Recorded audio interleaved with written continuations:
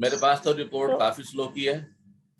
हाँ, तो वो काफी दर्द एंड भारीपन महसूस होता है जब देखो, आप साधना में जैसे कि भारीपन महसूस होने का कोई अर्थ नहीं है।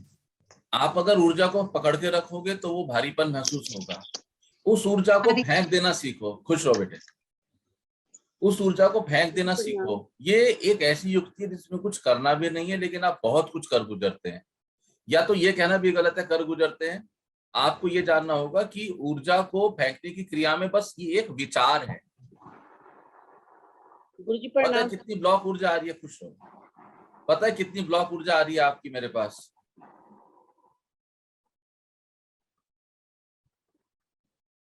मैं 4 दिन पहले आपके घर के आगे सो के गुजरा।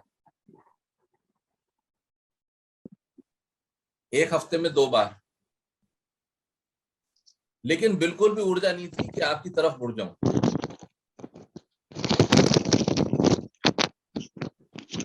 आप ऊर्जा को संभालो सहज, ऐसे तो कैसे गाड़ी चल रही है। और साधना करो। जितने भी संसार के भोग हैं, इट विल फॉलो। आ जाएंगे, कुछ नहीं रुकेगा। और साधना में करने जैसा कुछ है भी नहीं।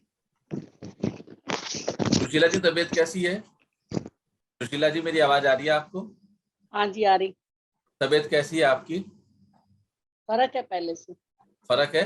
आराम हाँ धीरे जी। धीरे आएगा फर्क। वो जल जो पढ़ के दिया है माँ ने, उसको आप हाँ रेगुलर पीते रहना। जी, पी रही मैं रोज। हाँ, अच्छा है। अच्छा है। रश्मि, कहाँ गायब थे बेटे? प्रभु जी, हाँ मुजफ्फरनगर आए हैं छुट्टियों में ना। लास्ट वीक बच्चों की छुट्टियां हो गई हैं। ओ, वाईफाई की प्रॉब्लम हो जाती है। 1 मिनट, मैं सबको म्यूट कर रहा हूँ। रश्मि, आप अपने आप को अनम्यूट कर लें। प्रभु जी, यहाँ हॉलीडेज में इधर आए हैं तो मुजफ्फरनगर। वाईफाई वाईफाई तो आता है मुजफ्फरनगर में, वाईफाई कैसे नहीं है? प्रभु जी, यहाँ रेंज की बहुत प्रॉब्लम है। मेरे क्यों मतलब किसी की कॉल आती है तो कॉल ही नहीं लग पाती। उनके मैसेजेस आते हैं कि आपकी कॉल ही नहीं लग आप रही है थोड़ा तो। वॉक करके देखो छत पे, पार्क में। आपको कहीं ना कहीं मिल जाएगा। मैं कई बार महसूस करता हूँ कि मेरे भी घर के भीतर कुछ बिंदु ऐसे हैं जहाँ वाईफाई बिल्कुल नहीं आते। हाँ जी। दरबार के यहाँ- बिल्कुल बाहर ये जो जगह है, यहाँ वाईफाई नहीं आता। तो लेकिन वो ये साधना नहीं छोड़ो। इसके अलावा आप साधना कर रही हो रेगुलर? क्योंकि शायद मुझे, मेरे ख्याल में आपको आज 1 महीने के बाद देख रहा हूँ। नहीं नहीं प्रभु जी, मैं आई थी बीच में भी। आप शायद आपको याद नहीं है। आई थी मैं अभी। लास्ट वीक तो नहीं आई। लास्ट वीक तो हम इधर आ गए थे। हम्म। लास्ट वीक तो नहीं आ पाई थी। उससे पहले वाले वीक में आई थी मैं। आप लोग जो साधना करके अनुभव डालते रहते हैं, वो मेरे ख्याल में बने रहते हैं। साधना करते रहें, अनुभव डालते रहें। अदरवाइज ये एक रस्म बन के रह जाएगा, कुछ होगा नहीं। और आप जितने घबराहट में जिंदगी जी रहे हो, धन की, पैसे की, लालसा की, रिश्तों की, समाज की, वो घबराहट एज इट इज बनी रहेंगी, वो कहीं नहीं जाएंगी। वो ऐसे कैसे बने रहेंगे? बोलिए, ये कौन सज्जन है हरियाणा से हैंड रेज किया हुआ है? 212019। गुरुजी प्रणाम, सभी को मेरा नमस्कार। खुश रहो। ज्योति, कैसे हो? मैं अच्छा हूँ गुरु। अच्छा अच्छा, ये तो मीरा है। जी नमस्ते। खुश रहो मीरा। सबको नमस्ते। खुश रहो, खुश रहो। आइए कुछ साधना का प्रयोग करते हैं। सभी साधक पूरी तरह आराम से बैठ जाएंगे। आनंदित रहो बेटा। Deep breathe in and deep breathe out. एक लंबा गहरा श्वास भीतर लेंगे और श्वास को बाहर जाने देंगे।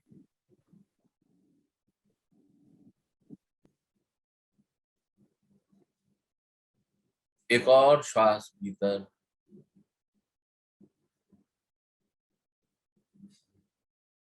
एक और श्वास बाहर। रिलैक्स कीजिए, बिल्कुल आराम के साथ। सभी साधक स्वयं को अनम्यूट कर लेंगे। सभी साधक अपने वीडियोस ऑन कर देंगे। सर राम राम, आज मुझे अलाउ कीजिए वीडियो ऑफ रखने के लिए प्लीज। आंटी कैसी है वंदना? सब बेटर हैं, बहुत आपकी ग्रेस रही। अगले दिन ऐसे अचानक छुट्टी मिली, समझ नहीं आया हुआ क्या मुझे तो। मैंने कहा नहीं था उस दिन जब मजा आ तुम आई गया। थी रात को 7 बजे 7:30 हाँ बजे जी, कि आंटी का जी बहुत कूड़ा था यहाँ पे हार्ट चक्रा हाँ के, जी और सब चाट के खा लिया माँ ने। सर, वही मैं समझ गई थी, यही हो गया सर, मजा आ गया sir, thank you so much. नहीं, थैंक यू की कोई बात नहीं है, कृपया मुझे थैंक यू ना कहा, ये माँ के खेल हैं। जब तुम्हारा मैसेज आया ना कि अनएक्सपेक्टेडली मम्मी को छुट्टी मिल गई आईसीयू से डायरेक्ट, मेरे को जी इतनी हंसी आई, इतनी हंसी आई कि माँ के खेल अद्भुत हैं। और ऐसे ही केस जी ना 3 दिन में 3 केस हुए हैं। एक हार्ट का हुआ, उनको भी अचानक छुट्टी मिल गई डायरेक्ट आईसीयू से, कहाँ तो डॉक्टर ऑपरेट भी कर रहे थे और हाँ कहाँ जी ऑपरेट करके छुट्टी मिल गई। तीसरा केस हुआ कैंसर का था, जिनको इंटेस्टाइन कैंसर था, ऑपरेशन गलत हुआ 20 मई को, 30 को दोबारा हुआ, और वो मेरे पास आए 2-3 दिन पहले, और अभी वो बंदा वेंटिलेटर से भी नीचे आ गए हैं कल। जी सर, तो आप सही लोगों का में। विश्वास फलित होता है। पर आंटी की केस में मुझे बहुत हंसी आई, मैं बहुत हंसा उस दिन जब मैंने आपका मैसेज पढ़ा कि माँ कैसे कैसे अद्भुत खेल करती है, लेकिन फलित आपका विश्वास होता है, इस बात को जी ख्याल सर। रखना।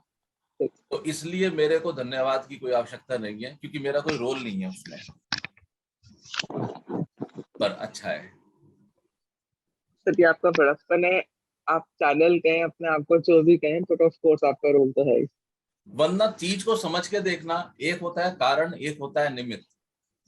सभी साधक बहुत आराम से बैठ जाएंगे, deep breath in and deep breath out, एक लंबा गहरा श्वास भीतर और लंबा गहरा श्वास बाहर। आंटी को सुनवाओ वंदना, अगर वो जाग रही है तो मेरी आवाज, नहीं उनको सर, नहीं हीलिंग जाग मिलेगी। रही। सुन रही है? ऐसे सोती सोती जागती से है, मैं कान में लगा देती हूँ उनके। हाँ हाँ, बस ठीक है सर, मैं लगा बहुत देती हूँ बढ़िया, उनके कान। बिल्कुल आराम से बैठ जाएंगे, कोई तनाव नहीं, बिल्कुल रिलैक्स, पूरी तरह प्रसन्न। I am enjoying, I am enjoying, I am enjoying. मैं बहुत प्रसन्न हूं, मैं बहुत प्रसन्न हूं, मैं बहुत प्रसन्न हूं। हर बाहर जाती हुई सांस के साथ टेंशन, दुख और चिंताएं तिरोहित होती जा रही हैं, और भीतर भरती हुई हर नई श्वास के साथ नई ऊर्जा, नई स्फूर्ति, नई उमंग मेरे भीतर भरती आ रही है। महसूस कीजिए कि आप बहुत भाग्यशाली हैं।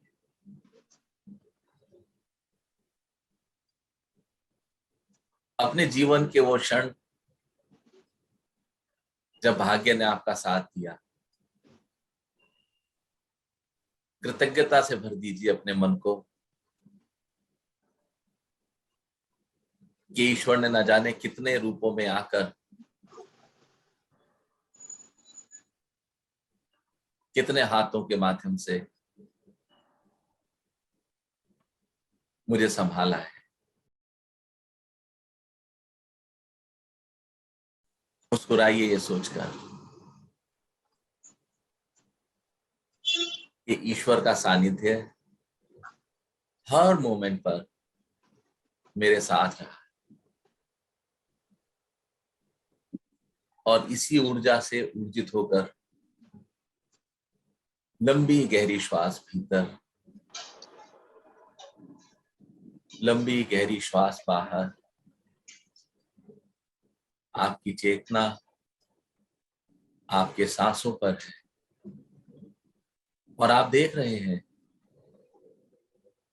कि अर्जुन बैठे हैं और कृष्ण खड़े हैं और युद्ध भूमि का दृश्य है।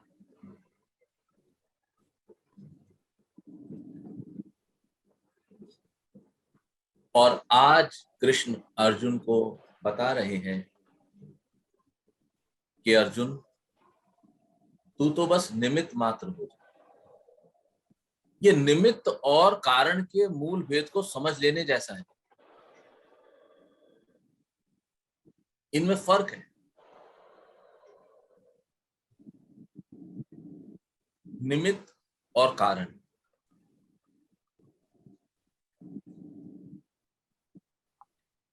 कारण वो अवस्था है जो होकर ही घट रही है,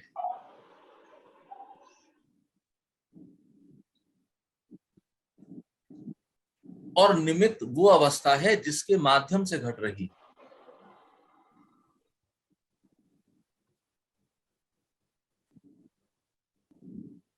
कारण में बदलाव संभव नहीं है, निमित्त में बदलाव संभव है। कारण को नहीं बदला जा सकता, लेकिन निमित्त को बदला जा सकता है।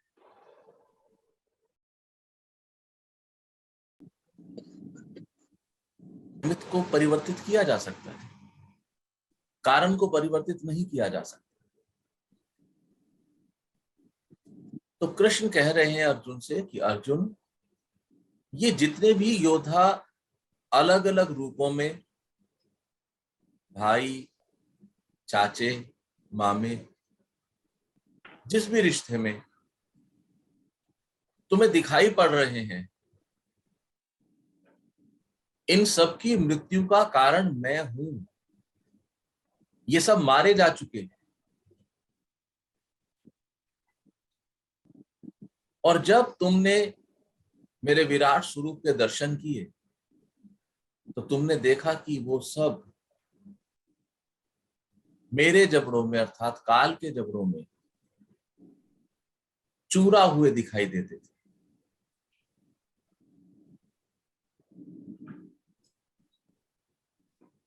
इनकी मृत्यु का कारण मैं हूं। इनकी मृत्यु के कारण को बदला नहीं जा सकता।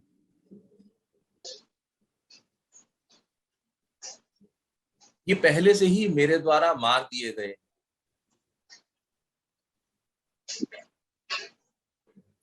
लेकिन स्थूल शरीर में, स्थूल जगत में इनकी मृत्यु के लिए कोई एक निमित्त होना चाहिए।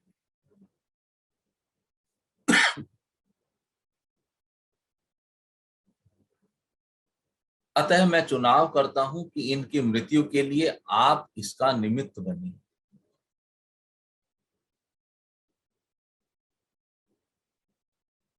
निमित्त पूरी तरह से ईश्वरीय चुनाव और ईश्वरीय मौज पर आधारित। ईश्वर किसी को भी चुन सकते हैं। ईश्वर ने अर्जुन को चुना, वो युधिष्ठिर को भी चुन सकते थे, वो कर्ण को भी चुन सकते थे। लेकिन ईश्वरीय चुनाव सिर्फ इस बात पर निर्भर करता है कि बहती हुई ईश्वरीय धारा के साथ आप कितने उसके साथ सहजता से बहते जा रहे हैं।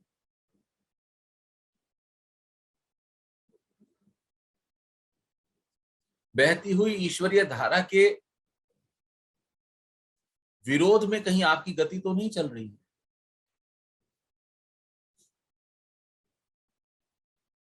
या तो बहती हुई ईश्वरीय धारा के संदर्भ में कुछ प्रतिरोध तो भीतर नहीं पनप रहे हैं। और इस कड़ी पे अर्जुन पूरी तरह से खरा उतरता है। अर्जुन बहुत बड़ा धनुर्धर है, बेस्ट ऑफ हिज टाइम।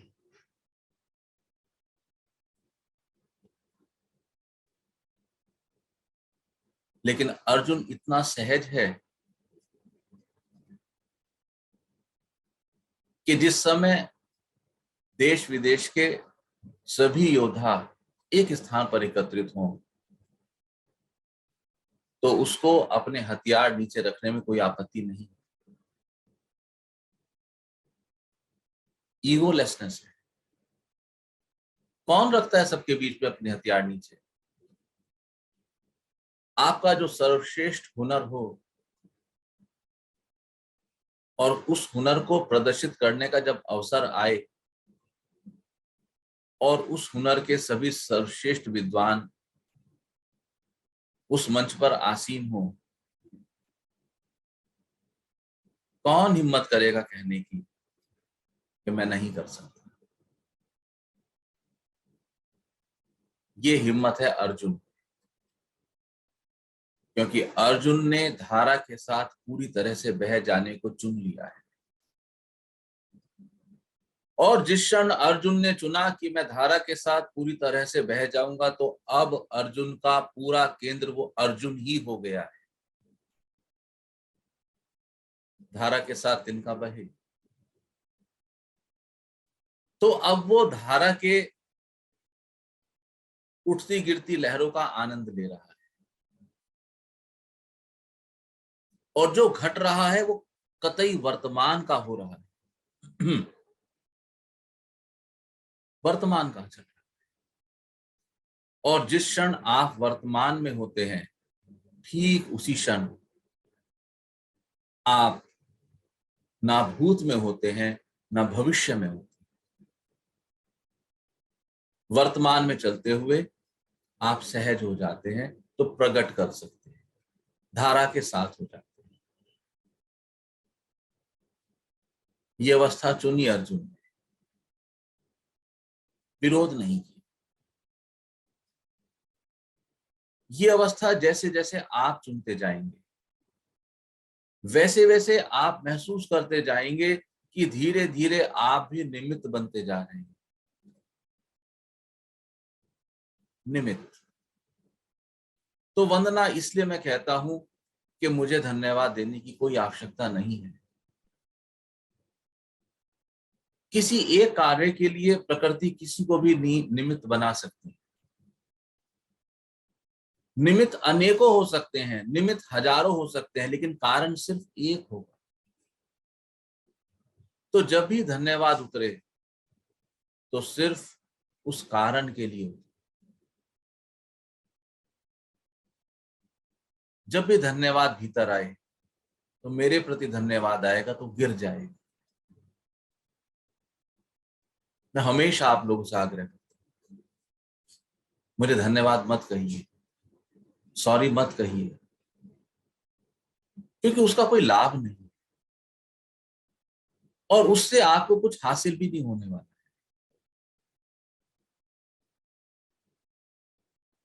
जब इस अवस्था में आप देखें कि डॉक्टर अचानक इतना बड़ा निर्णय ले लें और आपको ख्याल आए कि ईश्वरीय कृपा मुझ पर बरस कर गई है, तो धन्यवाद आपके भीतर उतरना चाहिए। वो धन्यवाद आपका कारण के प्रति उतरना चाहिए, निमित्त के प्रति नहीं। निमित्त तो कोई भी हो सकता है। आप सबके घरों में शादी होती है, विवाह होते हैं। अब थोड़ी व्यवस्था बदल गई है, लेकिन पहले एक व्यवस्था थी, जो भट्टी होती थी, जब आग जलाई जाती थी पहली बार, तो उस अग्नि का पूजन किया जाता था। और परिवार के जो सम्मानीय सदस्य होते थे, उनसे वो विशेष क्रिया पूर्ण कराई जाती थी। सामान्य परिवारों में दामाद को इस कार्य के लिए चुना जाता था। लेकिन भट्टी ही क्यों?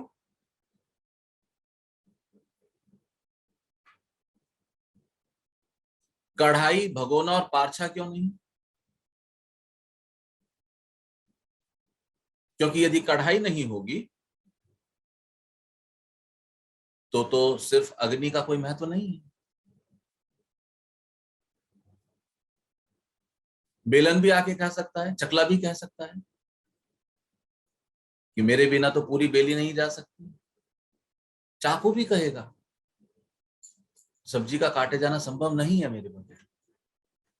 तो अग्नि को ही ये महत्व,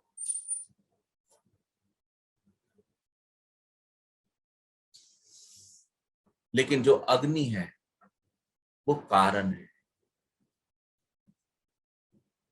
भगोना निमित्त है।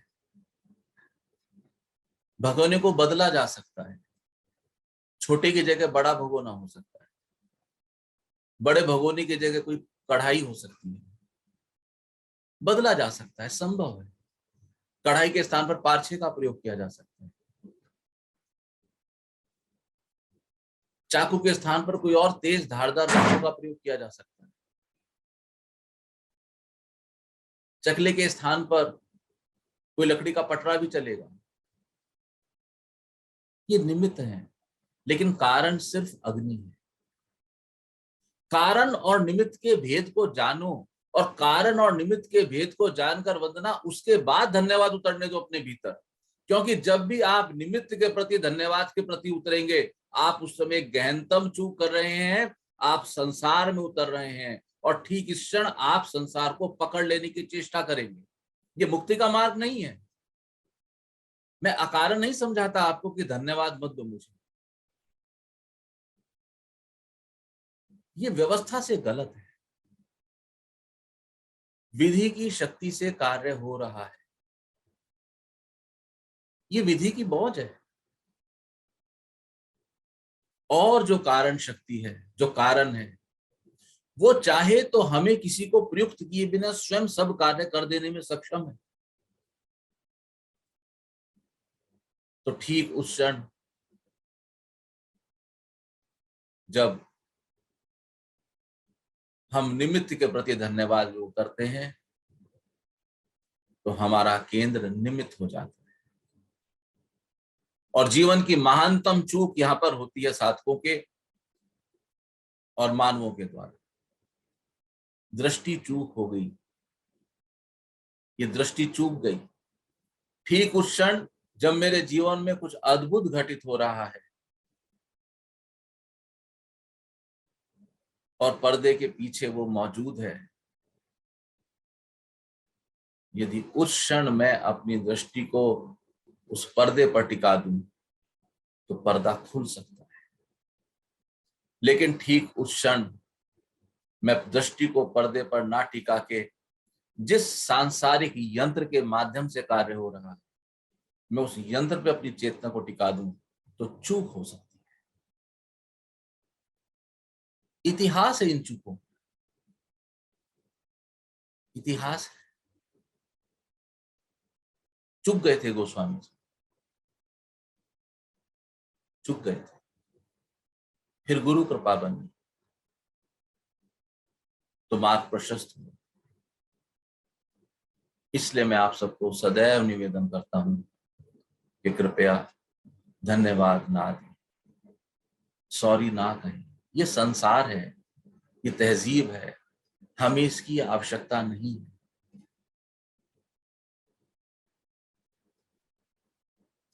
आपकी चेतना आपके सांसों पर है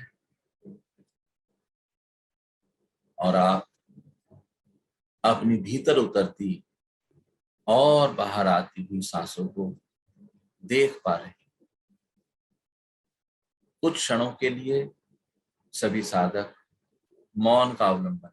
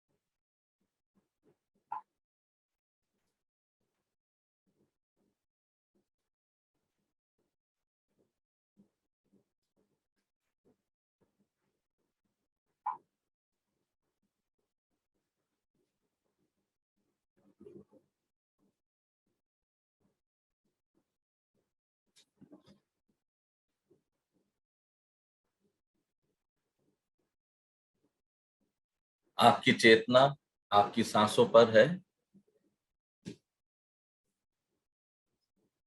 अपनी आती और जाती हुई सांसों को देखिए।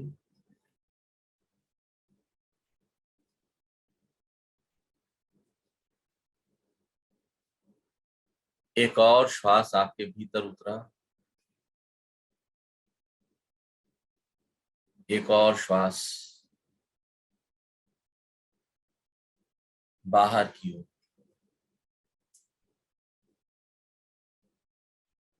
मुस्कुराइए क्योंकि आप आनंद में हैं। मुस्कुराइए, आप रिलैक्स्ड हैं।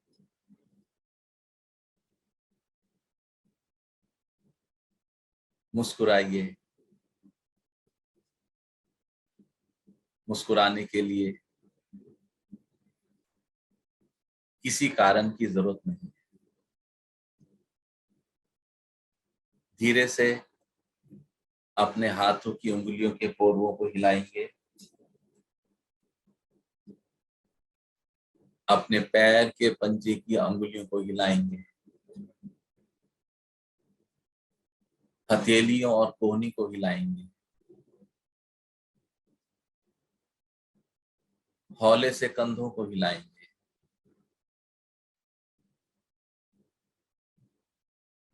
हाथों की हथेलियों को घर्षण करेंगे। अपनी आप आंखों की पलकों पे रखेंगे।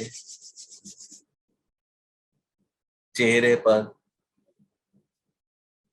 कंधे, भुजा और पूरे बदन पर धीरे धीरे आंखों की पलकों को खुल जाने दें।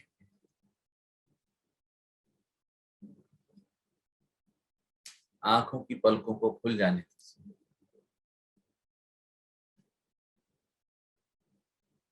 कैसा महसूस कर रहे हैं आप लोग?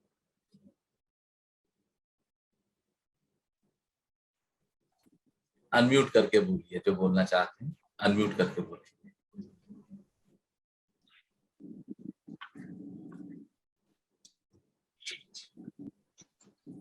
जी बहुत बहुत- रिलैक्स।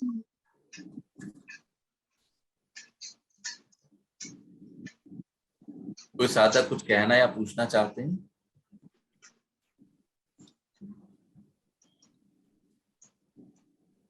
जी मैं कुछ शेयर करना चाहता हूँ। बोलो ज्योति शुरू। पिछले 3-4 दिन से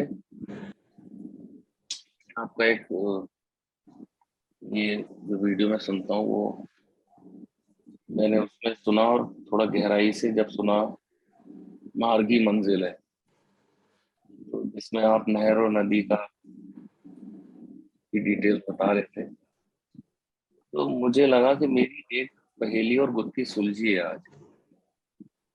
और वो ऐसे लगा कि मैं जैसे हॉस्पिटल जाता था तो बड़े काम पेंडिंग, क्योंकि मेरी मैनेजरियल पोजीशन भी है, मैं हेड और डायरेक्टर, क्लिनिकल काम भी होता है, तो जैसे छूटी रहती थी चीजें, और मुझे थोड़ी वो बहुत परेशान मैं नहीं होता किसी चीज से, लेकिन मुझे लगता था कि हो नहीं रहा, ये कैसे हो, ये कैसे। तो फिर मैंने ये करना शुरू किया प्रयोग कि मार्गी मंजिल है, मतलब जो हो रहा है उसमें ही बस रहना है तुम्हें।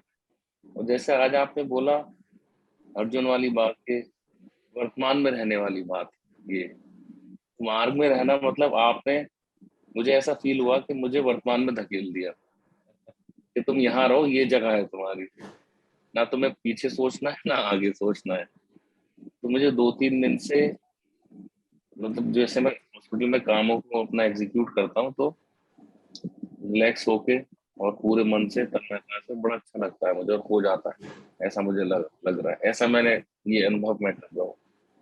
तो मुझे लगा कि एक एक सूत्र आपका जो है वो प्रभु के ही सूत्र हैं, कृष्ण के। आप मुझे आज जब आपने कहा ना कि कृष्ण को देखो इसको, तो पहले तो मुझे आप देखे, फिर मुझे लगा कि साइज बढ़ता जा रहा है, और आपका भी जो स्वरूप है वो कहीं गायब हो गया और वो बढ़ गया कुछ इस तरीके से। उसी टाइम जब आपने कहा तो मुझे एकदम मेरे आंसू भी निकलने लगे जब आप प्रवचन कर रहे थे, तो मुझे बहुत हृदय में जैसे हिलोरे आते हैं ऐसे अनुभव हुआ, अच्छा अनुभव हुआ। ऐसा लगा जैसे बड़े जन्मों पुराना कुछ आज फिर घटित हुआ, इस तरीके से फील किया। अच्छा है, अच्छा है ना। बोले तो कृष्ण ही है, उनके अलावा तो कोई बोल नहीं सकता। जी बोले तो कृष्ण ही है, लेकिन ये कृष्ण का खेल है कि वो किस बाजे से फिर बच जाए। कारण तो कृष्ण ही है, निमित्त कोई भी हो सकता है। ठीक जिस समय आप जल में, तिनका जल में बह रहा है, वो बहते हुए जल की राइडिंग का एंजॉय कर सकता है। बहते हुए तिनके को डर है कि मैं नष्ट हो जाऊंगा इसमें, वो डर उसका वर्तमान खराब कर रहा है। मुझे ख्याल है, बात शायद 2 साल पुरानी है, कुछ पुरानी है, वंदना ने एक मैसेज भेजा था, हूं भंवर में बीच अनबुझी है प्यास। उसका उत्तर YouTube पे पड़ा हुआ है, आप लोग सुन सकते हैं आज भी। मेरा तब भी यही याद रहता, यदि भंवर में फंस गए हो और मृत्यु ही एकमात्र और कोई बात नहीं है, तो भंवर में डूब के मरो, प्यासे मत मरो, क्योंकि आप पानी में हो, पानी तो पिया जा सकता है, क्योंकि भंवर का अर्थ ही जल है, पानी है। तो यदि मृत्यु है, आसन मृत्यु साफ साफ दिखाई देती है, तो प्यास तो बुझा लो। हूं भंवर में बीच अनबुझी है प्यास, प्यास बुझाई जा सकती है। यहां बात मृत्यु का नहीं है, मैं भंवर के बीच में हूं और मेरी प्यास नहीं बुझी, ये जगत पूरा भंवर है, प्यास तो बुझा लो। और मृत्यु भी निश्चित है। जब हम भंवर में हैं और मृत्यु निश्चित है, ये अटल है, इसमें किसी भी तरह का कोई भी बदलाव संभव नहीं है। लेकिन प्यास बुझाई जा सकती है, तो प्यास तो बुझा।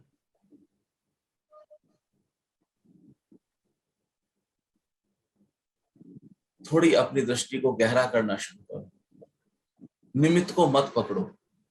निमित्त हम सब जो भी निमित्त बनेंगे नष्टवान है, नष्ट हो जाएगी, लेकिन जो कारण है वो कभी नष्ट नहीं होगा। वो था, है और सदैव रहेगा। निमित्त के पैर मत पकड़ो, कुछ बड़ा सोचो, कुछ बड़ा करेंगे। हम कारण को पकड़ेंगे, हम कारण पे दृष्टि डालने की चेष्टा करेंगे, हम कारण को अपने ख्याल और अनुभव में लेने की चेष्टा करेंगे। निमित्त में तो अटक जाओगे। हर चीज का कोई ना कोई निमित्त बनेगा। कोई एजुकेशन का निमित्त बनेगा, कोई भोजन का निमित्त बनेगा, कोई एक वाहन से एक स्थान से दूसरे स्थान में वाहन से ले जाने का निमित्त बनेगा, कोई समझ का निमित्त बनेगा, कोई कमाई का निमित्त बनेगा, कोई कष्टों का निमित्त बनेगा। लेकिन इन सब निमित्तों के बीच झूलती हुई पूरी की पूरी सृष्टि के पीछे एक है जो स्थिर है और जो अचलायमान है, वो है कारण। उस कारण पे अपनी दृष्टि डालें, और जब आप उस कारण पे अपनी दृष्टि डालेंगे और आप देखेंगे अरे बेटा, कारण जगत के माध्यम से बहुत से काम मुझे निमित्त बना के हो रहे हैं, तो आप आनंद से भर जाएंगे। फिर ये खेल हो जाए, फिर ये खेल हो जाए। और जैसे जैसे जिस जिस दर से आपके जीवन में खेल उतरने लगेगा, ये जीवन उतना आनंदित हो जाएगा। फिर आपको आनंद के लिए कहीं जाने की आवश्यकता नहीं। आनंद तो है ही। मैं देख नहीं पाया, मैं देख नहीं। जितने भी YouTube पर रिकॉर्डिंग्स हैं, कृपया सबको कम से कम 2 या 3 बार जरूर सुने। सब आपके बहुत सारे प्रश्नों के हल में डॉक्टर साहब ने आप सबको ये राह बताई है। मुझे सारी चाबियां हैं उसमें, सारी चाबियां हैं उसमें। लेकिन समस्या यह है कि बेहोशी भी भरपूर है। 4 महीने सोइए सहज, मैं वेट करता रहा। फिर आके शायद 2 या 3 महीने पहले जागी। मुझे 15-20 दिन से सहज की इतनी जबरदस्त वाइब्रेशन थी, और मेरे को किसी के वाइब्रेशन हो, मैं उसको याद करूं, उसका फोन नहीं आया, वैसे इम्पॉसिबल है। लेकिन सहज का फोन नहीं आया, पॉसिबल हुआ, पॉसिबल हुआ।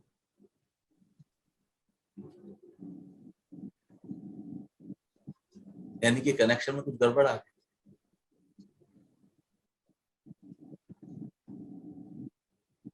मत चूको, इस अवसर से मत चूको। गुरुजी, आपका ख्याल 24 घंटे नहीं कहूंगी, लेकिन हाँ शायद 16-18 घंटे जरूर रहा है पिछले दिनों। हाँ, फोन मैंने नहीं किया। क्यों नहीं कर पाई या क्यों नहीं किया, इसका जवाब मेरे पास नहीं है, बट आपका ख्याल बराबर रहा है। मेरी तरफ से तो लाइन क्लियर थी जी। और बात एक फोन कर देने की नहीं है। वो एक ग्रुप पे मैसेज आ जाए, साधना का अनुभव आ जाए, तो मेरी याद फल गई। सहज मार्ग में बहुत बेहोशी आती है, और इसीलिए मैं कहता हूँ कि बोलता हुआ गुरु बहुत डिफिकल्ट है चेत पाना, बहुत मुश्किल है। गुरुजी, अपना ये अनुभव जो है ना मेरा भारीपन वाला, वो मैंने ग्रुप पर डाला था, और उसको डालने के बाद मैंने एक हल्कापन महसूस किया अपने अंदर ग्रुप पर बोलने के बाद। तो कहीं ना कहीं शायद मैं खुद से ही एक्सपेरिमेंट कर रही थी। बस अपने अनुभव डालते, अपने अनुभव डालते। चूक होती है मुझसे भी, मैं भी संसार में जी रहा हूं, मेरे भी सांसारिक और पारिवारिक बहुत सारे ऑब्लिगेशंस हैं, प्रोफेशनल ऑब्लिगेशंस हैं। मेरी कोशिश रहती है कि मैं पूरा समय दे पाऊं।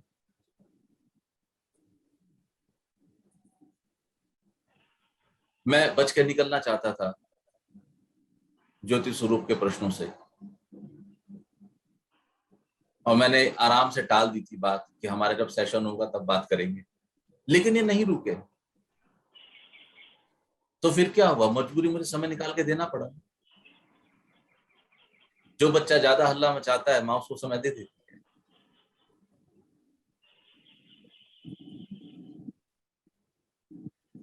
जो बच्चा मैच्योर समझदार होकर शांत बैठ जाता है उसको समय नहीं मिल पाता है। तो समझदार है तो एक बच्चा और संभाल,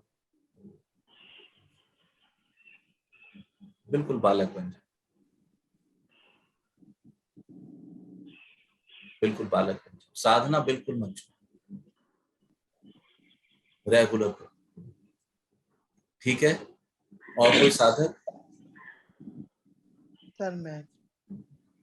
आनंद में, हाँ जी।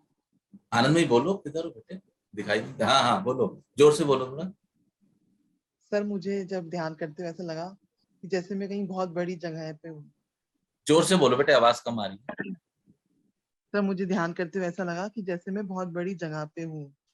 और जब आज आप निमित्त और कारण का बता रहे थे ना, तो कल मेरे पास एक प्रार्थना का मैसेज आया था। तो मुझे कल प्रार्थना करते हुए यही लगा, मैंने माँ को बल्कि पहले शुक्रिया करा। मैं कहा माँ तूने मुझे इसके लिए चुना, प्रार्थना करने के लिए, तेरी बहुत कृपा है, नहीं तो तू किसी को भी चुन सकती थी। तो कल मैंने पहली बार पहले भी धन्यवाद दिया माँ को और बाद में भी धन्यवाद दिया। धन्यवाद उतरने चाहिए, आपके भीतर आने चाहिए धन्यवाद। जैसे आपके भीतर धन्यवाद आएगा कारण के प्रति, आप ठीक उस समय व्यापक होते। फर्क समझना, वरना इस चीज का फर्क समझ के देखो एक बार बेटा। जब आप निमित्त के समीप जाएंगे तो आप सिमट जाएंगे, जब आप कारण पर दृष्टिपात करेंगे तो आप व्यापक हो जाएंगे। ये बहुत गहनतम और विपरीत अवस्था है। आप जब निमित्त के पास जाएंगे तो क्या करेंगे, सारा बदन उसके चरणों में डाल देंगे, फल फूल मिठाई दक्षिणा सब उसके चरणों में डाल देंगे, हाथ भी जुड़ जाएंगे, सिर भी मिल जाएगा, आप बिल्कुल संकुचित होंगे। और जब आप कारण के पास जाएंगे तो आप व्यापक हो जाएंगे, फैल जाएंगे, आपके हाथ खुल जाएंगे, आपका मस्तक ऊपर की तरफ, आंखें विराट की ओर। है कहाँ? दूध में घी दिखता क्यों नहीं है? जी। आप देखिए आपके भीतर कितनी जबरदस्त प्रतिक्रियाएं हो रही हैं सिर्फ एक धन्यवाद देने के प्रति। आपने यदि ठीक मार्ग का धन्यवाद चुना है तो वो आपके जीवन में क्रांति लाने में सक्षम है। हाँ जी सर। धन्यवाद के प्रति भर जाओ, लेकिन वो धन्यवाद देना है कारण को, निमित्त को नहीं। निमित्त तो कोई भी हो सकता है, निमित्त तो हजारों लाखों सैकड़ों उसकी मौज है। कारण बोलो बेटे, आनंद में कुछ कहना बाकी है? हाँ जी सर। बोलो बोलो। सर हफ्ते भर पहले ना हम हवन कर रहे थे, तो हवन की अग्नि बहुत तेज थी, तो हम बहुत जल रहे थे। तो मैंने अग्निदेव से कहा कि देव, अग्निदेव बहुत जल रहे हम तो। सर 1 मिनट के अंदर अंदर अग्नि मतलब इतनी शांत तो नहीं हुई, पर वो जलाया नहीं। तब आपने दिल्ली फोन नहीं किया, आपने हॉटलाइन यूज की, आपने कारण जगत पे बात करी। कारण, यदि आप अपना रिलेशन कारण जगत से एस्टेब्लिश कर पाते हैं तो आप मूल से कनेक्ट हो रहे हैं। रहस्य रहस्य नहीं बचेगा, रहस्य नहीं रहेगा। रहस्य तभी तक रहस्य है जब तक आप उसको देख नहीं पाए। देख लिया तो रहस्य समाप्त हो गया। आपने कारण जगत से अपने आप को कनेक्ट किया, निमित्त से कनेक्ट नहीं किया। और ठीक उस क्षण जब आप कारण जगत से स्वयं को कनेक्ट कर देते हैं तो प्रकृति से कम्युनिकेट करने की क्षमता आपके पास ऑलरेडी है, जो अनवेल हो गई, अनवेल हो गई। और इस तरह के अनुभव सभी साधकों के जीवन में लगभग आते रहते हैं।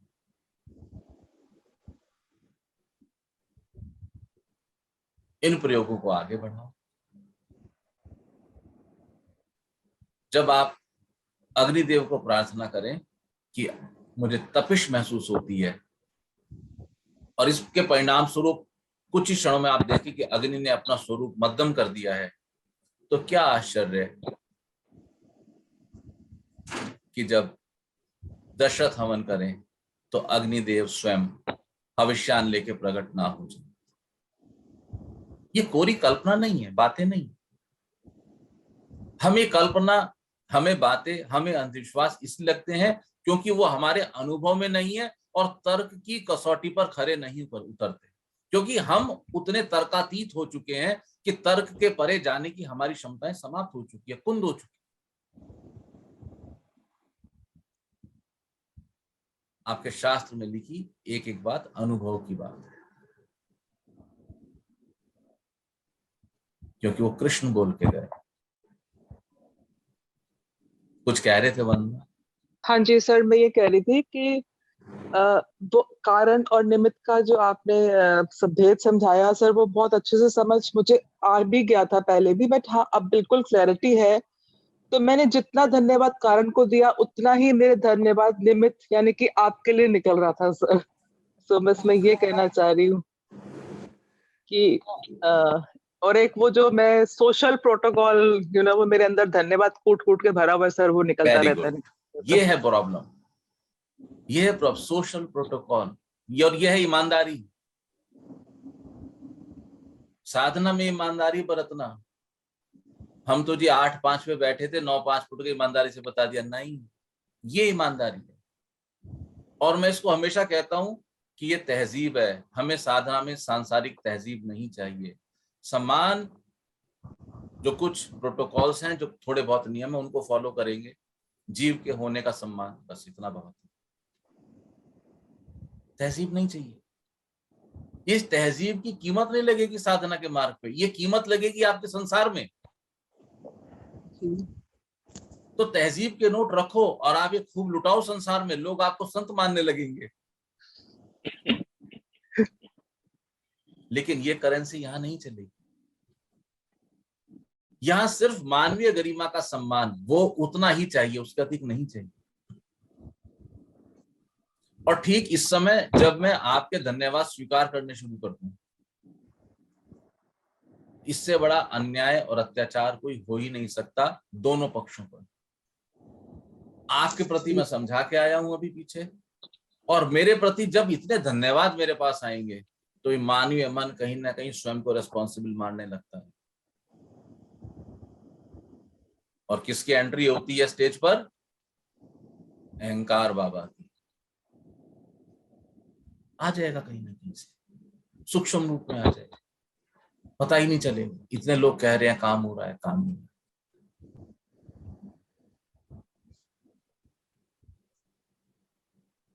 रावण के पास शक्तियां नहीं थी क्या? कितने नॉलेजेबल थे, ज्ञानी थे। कंस के पास नहीं थी क्या? सबके पास थी। लेकिन दोनों ने एक ही चर्चा रखी, मैं ही ईश्वर हूं। और उन्होंने कुछ गलत भी नहीं कहा।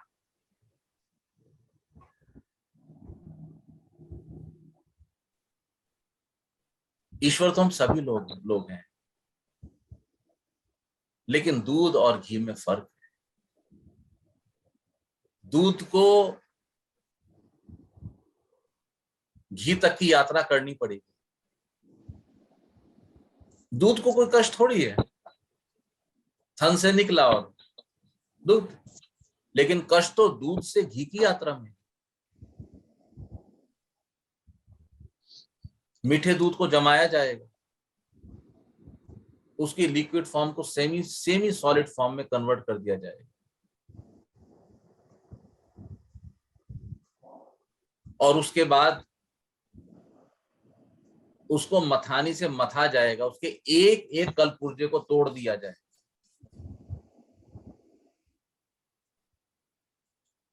फिर निथार के मक्खन अलग किया जाए, और तोड़ने के बाद, जमाने तोड़ने निथारने के बाद जो खतरनाक प्रोसेस है, अब उसको आग पर तपाया जाए, तब मक्खन निकले।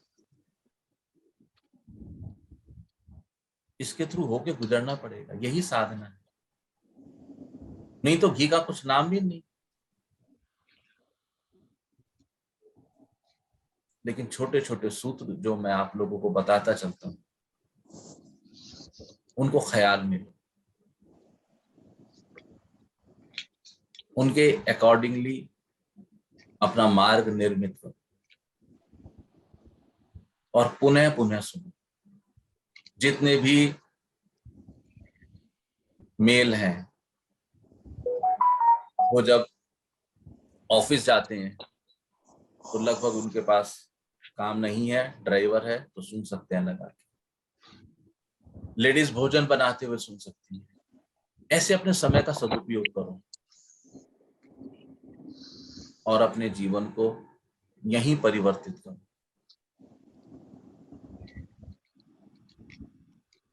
आज डॉक्टर ऋचा बहुत खुश होगी, क्योंकि आज सच्चाई सामने आ गई है। दूध से घी बनने की प्रक्रिया, अब वो मेरे को हमेशा कहेगी कि गुरुजी आप झूठ बोलते थे कि रास्ता आसान है, आसान नहीं है, लेकिन इस मार्ग का आनंद लिया जा सकता है। What doesn't change is change।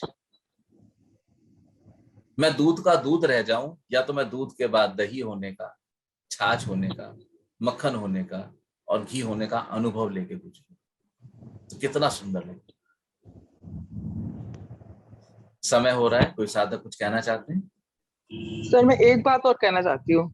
हाँ वंदना। जो मुझे लगा, अगर सोचो मुश्किल है तो मुश्किल है, और अगर सोचो आसान है तो आसान है। सोचना ही क्यों? तो जो सोचते हैं, मैं वैसे बता दूं, आपने कहा ना कि ये मुश्किल है, मुश्किल है, तो मैं ये बोल रही हूँ। आप बस ये सोचो कि है। सर मैं तो सहज ही सोचती हूँ, सहज है, इससे सहज क्या होगा। बिल्कुल सहज है, बस है, इतना सोच लो कि है, सहज है, बस बात हो गई, सारे रास्ते खुल गए। सहज बोलो। गुरुजी निमित्त तो पता था, लेकिन कारण आज पता ही नहीं चला, समझ में भी आ गया। अच्छा। तो अब एक अलग फील है जो अपने आप में मैं महसूस कर रही हूँ। शायद अब जब धन्यवाद, छोटे सूत्र हैं, इनको करते चलो। आपकी बात रोक दी थी मैंने बीच में। अब जब प्रभु को धन्यवाद देंगे तो मुझे लगता है मेरा एक अलग भाव रहेगा। यस, बिल्कुल रहना चाहिए। अब समझ आया मैं क्यों कहता हूँ कि आप धन्यवाद मत कहो मुझे, सॉरी मत कहो मुझे। ये बहुत बहुत गहरे प्रहार करते हैं, ये बहुत गहरी चोट करते हैं। मैं आपसे अलग नहीं हूं, हम एक ही कश्ती में सवार, selling in the same boat.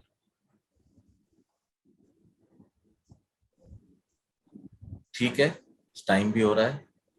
भजन कौन सुनाएंगे आज? हाँ बोलो ज्ञान। फिर आप एक सवाल कर लेना।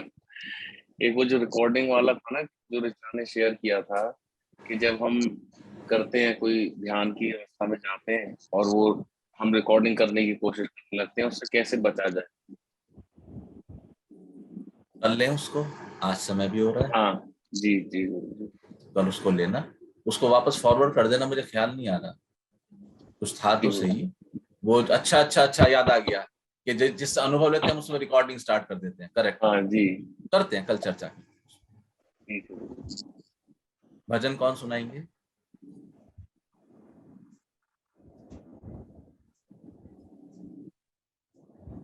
आप लोग भजन तैयार नहीं रखते। अभी तक मैं आपको इसमें स्वतंत्रता देता हूं। यदि आप भजन सब तैयार नहीं रखेंगे तो आपकी स्वतंत्रता समाप्त हो जाएगी। फिर मैं नाम लेके पुकार कहूंगा कि आप भजन सुनाएं। आप देखिए कि मैं आपके सार्वभौमिकता का कितना सम्मान करता हूं। मेरे लिए कह देना बहुत आसान है कि आप भजन सुनाइए।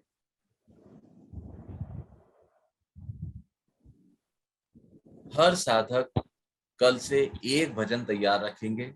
भजन आध्यात्मिक होना चाहिए, और बहुत अच्छा है यदि भजन किसी धुन पर स्वयं अपने हाथों से लिखा गया। कुछ प्रयोग करते हैं और कोई भी साधक नहीं कहेगा कि हमारे पास भजन नहीं है। सबके पास एक भजन रेडी होना चाहिए, कागज सामने होना चाहिए। आज सभी साधक अपने एक दो भजन तैयार रखें। है किसी के पास भजन? चलो मैं सुनाता हूं।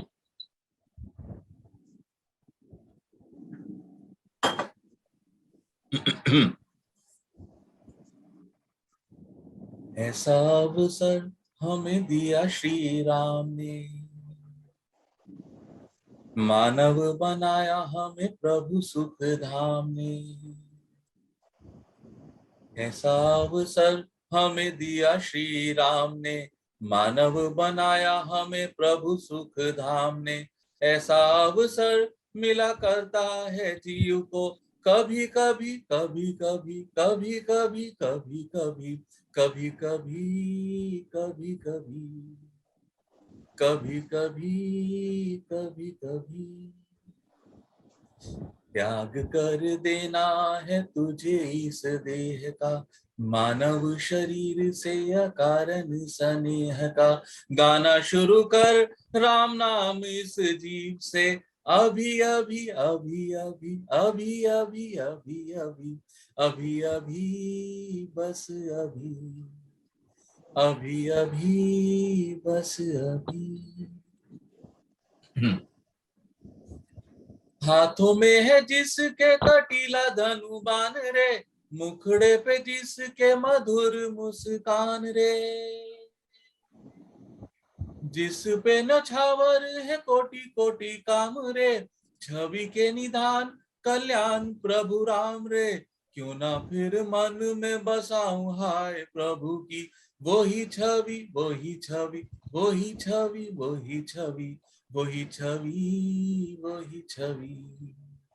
अभी अभी, अभी अभी। ये भी मिल जाए मुझे, वो भी मिल जाए, जीवन को ऐसी बातों में ही क्यों गवाए। राम जी की माया सदा ऐसे ही नचाए, वो ही बच पाए प्रभु शरण जो आए। नहीं तो ये आग नाम काम की लगन भला, कब मिटी, कब मिटी, कब मिटी, कब मिटी, कब मिटी, कब मिटी, कब मिटी, कब मिटी। त्याग कर देना है तुझे इस देह का, मानव शरीर से अकारण स्नेह का। गाना शुरू कर राम नाम इस जीव से, अभी अभी, अभी अभी, अभी अभी, अभी अभी, अभी अभी, अभी अभी, अभी अभी, बस अभी। ठीक है, कल मिलेंगे। आप सबका बहुत बहुत धन्यवाद। नारायण।